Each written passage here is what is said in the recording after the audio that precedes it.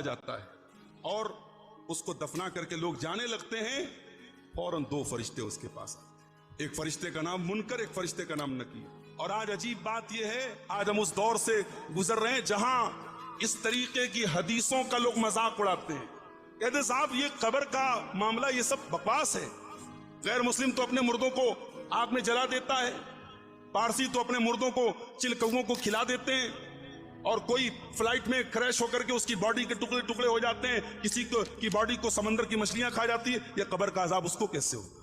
اسی لیے اللہ نے جہاں موت کا ذکر کیا نا، اس کے پہلے کیا فرمایا؟ وَهُوَ عَلَىٰ كُلِّ شَيْءٍ قَدِيرٌ۔ تو اللہ کے بارے میں سوال اٹھا رہا ہے، جو اللہ آل مائٹی ہے، جو ہر شے پر قادر ہے، تو اس کے بارے میں سوال اٹھا رہا ہے؟ کیا تیری اوقات تھی کہ تو منی کے حقیر سے قطرے سے جیتا جاگتا انسان بن جائے؟ جو اللہ تجھے ایک حقیر قطرے کے پانی سے جیتا جاگتا انسان بنا سکتا ہے، فلائٹ میں تیری باڈی کریش ہو جائے اور سمندر کی مچھلیاں تیرے جسم کے ریشے ریشوں کو کھا جائیں، وہ اللہ تیری پوری باڈی کو کلٹ کر کے تجھے عذاب قبر دے سکتا ہے۔ تو اللہ کی قدرت پر سوال اٹھاتا ہے۔ لوگ کہتے ہیں صاحب قرآن میں کہاں عذاب قبر آیا ہے؟ آیا ہے نا، آیا ہے، ذرا قرآن کو غور سے تو پڑھ۔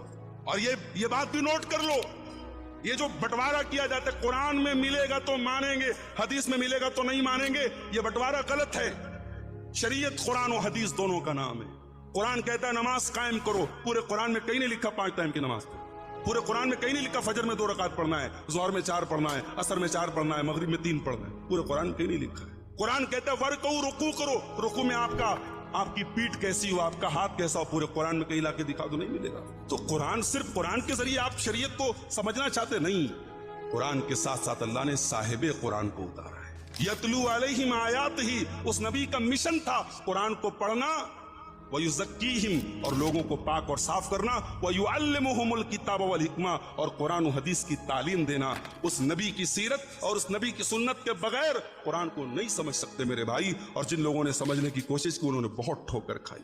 ارے جب اللہ کے پیارے نبی نماز میں دعائیں کیا کرتے تھے اللہم انی اعوذ بک من عذاب القبر، تو بات ختم۔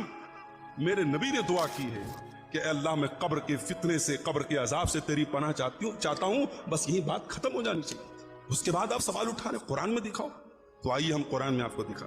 اللہ فرماتا ہے وَحَاقَ بِآلِ فِرْعَوْنَ سُوءُ الْعَذَابِ، فرعون کے ماننے والوں کو، فرعون کی آل و اولاد کو، فرعون کے چیلوں اور چمچوں کو بہت بڑے عذاب نے گھیر لیا۔ النار یعرضون علیہا غدوا وعشیا، اور فرعون کو اور فرعون کے ماننے والوں کو صبح شام آگ کا عذاب دیا جا رہا ہے۔